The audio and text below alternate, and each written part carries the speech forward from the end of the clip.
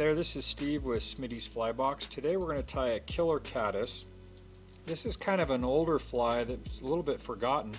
It was big in the 90s, and we're using these glass seed beads to create a caddis body. So it's a really simple fly, but it creates a very realistic caddis larva imitation that it works really well. So I thought it'd be cool to show you guys for our beginner fly tying box. So first thing we need to do is we need to thread on 4 of these beads onto the hook, and that can be a little tricky. What I like to do is just kind of lay out a few beads on the table, and then so I like to just hold them there, and I can just take my hook and just kind of catch it and thread it on there. Now a lot of times it won't want to go around the barb of the hook, so you have to kind of pop it and it'll pop around.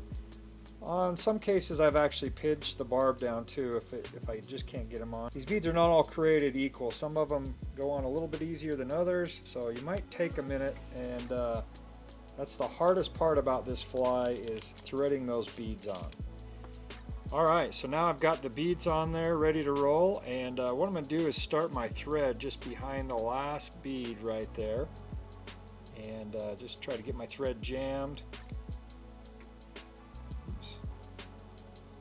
And then bring my thread right around the bend of the hook.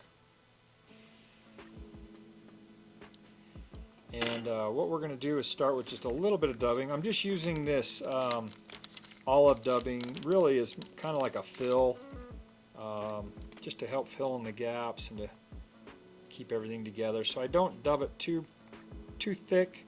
I keep it fairly thin, so just a few inches there. And I'm going to start with the little rear end there. So I'm going to build just a small little ball or kind of a dam there, and then I'm going to slide the first bead back against it and bring my thread up underneath and make a few turns in between it, and then I'm going to slide the next one, come up underneath, and just kind of repeat that.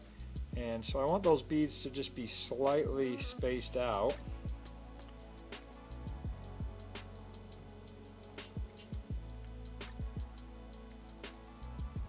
And we'll slide this one back, come up underneath, fill, slide back, and come up underneath. Now when we're finished, we should have about an eye length behind the eye and to that last bead there, and that's where we're going to put a little dark head on there, just with a small amount of black hare's ear dubbing.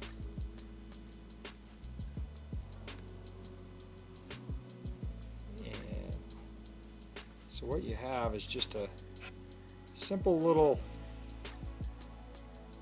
caddis larva nymph there that